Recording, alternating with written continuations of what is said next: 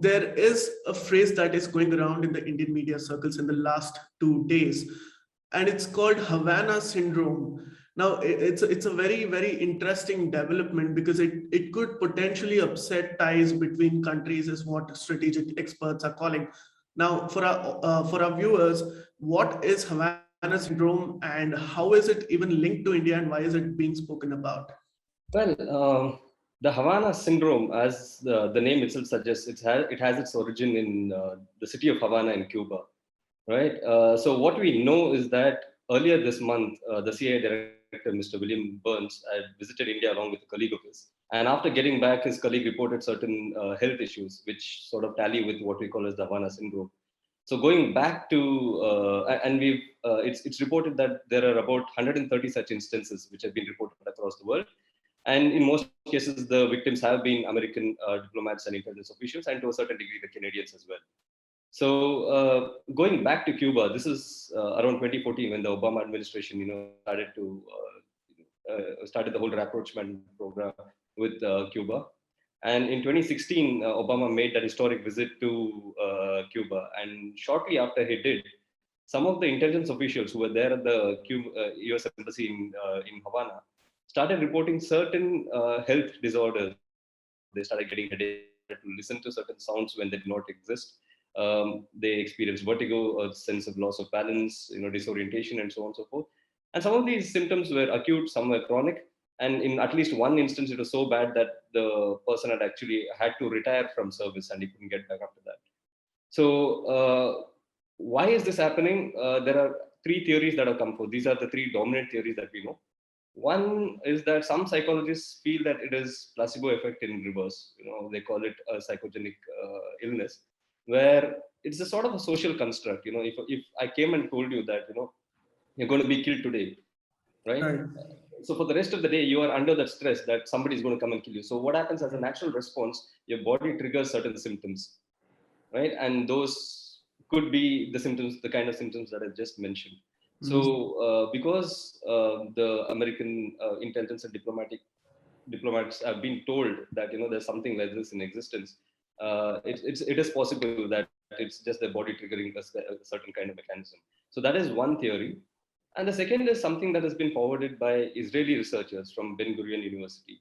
And what they say is that this is a consequence of overexposure to pesticides, right? So they observed that many of these individuals, many of the CIA personnel, as well as the Canadian diplomatic staff who reported all of this, who reported these symptoms, they found that the Israeli researchers found that their houses, as well as their workspace, were overly fumigated for the fear of the Zika virus. So they believe that it is this sort of fumigation that actually triggers these symptoms, right? So these are two theories that are sort of innocuous. But then there is a third theory, which is quite famous, and it was propounded by the Journal of American Medical Association. Now they actually studied these victims, and they found that there was some bit of brain damage, and which sort of resembled a concussion, but they were not. But these victims were not hit by anything hard, right? So where did these concussions come from? So they concluded that it could be that they were struck by microwaves, right? Yeah. So now this is a theory that has actually got a lot of traction, and they believe that it could be the Russians who are doing this. And there is a certain historical precedent to this as well. I mean, these are not completely unfounded.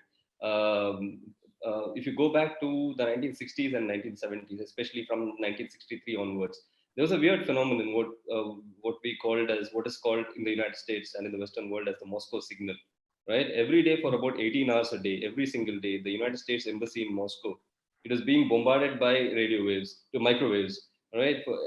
Between the range of 2.5 to 4 gigahertz, which was then considered to be dangerous. So, I mean, nobody really understood why they were doing it, right? And it was just, I mean, some observers actually speculated at that point in time that probably the Russians or the Soviets wanted to trigger the electronic devices in the US embassy, and hence they were trying to do this. Some senior members within the US administration actually found it out that the Russians were doing this, but they did not inform the State Department officials. For a very long time. In fact, some of the diplomatic staff were furious when they discovered that this was happening. And it went on for, like I said, from 63 to about 77, 78. That's about 15 years. And towards 78, 79, it was only then that the Soviets stopped this as sort of a confidence building measure, because they were trying to, rekindle their relationship at that point in time. So to this day, we don't know why the Soviets did what they did. We just have these kind of speculations. So, and at that point in time, also some diplomats had reported some sort of health issues, but again, medical examinations proved that they had nothing to do with these kind of radiations, right? So we are back to square one. So we know that something is happening. There is a strong speculation that the Russians could be involved in it. But then it had one effect. That is the important part that I think you need to remember here. Right. What the Moscow signal did was, many smart American diplomats then feared going to Moscow. They started coming up with some excuses, familial problems or whatever, and they did not want to have a Moscow posting. Now, we can draw parallels between that incident and the 2016, 2017 incident in Cuba as well, because in September 2017, the diplomat staff were called back. So if there was a faction in Cuba who wanted a relationship to sort between Cuba and United States, and if the Russians also wanted to ensure that Cuba did not fall into the so-called good books of the United States, then I think their objective was kind of achieved. But like I said, there is no hardcore evidence to prove that they were involved in any of this, but these are just grand theories. Right. So extrapolating from there, some people do think that right now India is getting closer to the United States, and we have frequent visits from US person visiting India. So maybe something could be flying there as well. But like I said, these are all theories and speculations, and there is no hardcore evidence of anything. Please remember to subscribe to us and switch on the notifications for this channel. For our other social media links, more content, and to support our work, please visit citti.net. Dhanyavad. Namaskar.